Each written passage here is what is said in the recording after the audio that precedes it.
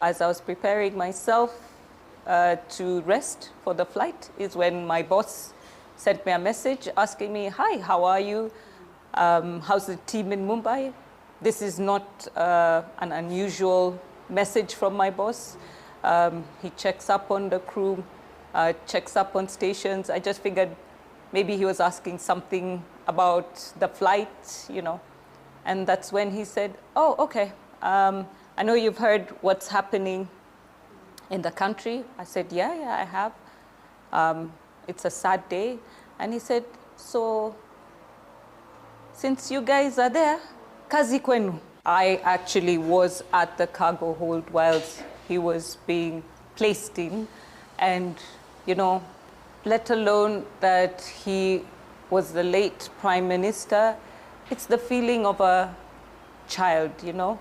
I could understand Winnie's feeling that, no, I'm somebody's child, the father's gone. This was not a normal flight. I understood that. It's not a normal flight.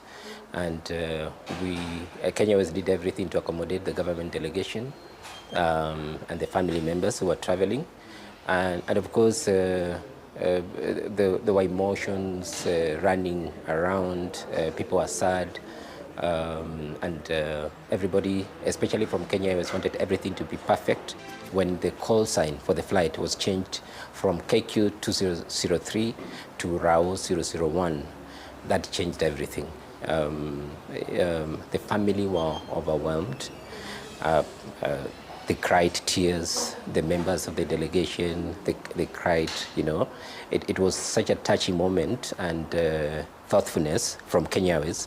The borders were in front of the aircraft. The crowd had surrounded the aircraft. I still had passengers on board that I was responsible for. And at that moment, my team again, led by Jason, you know, rallied, and we were able to get the buses to disembark the passengers.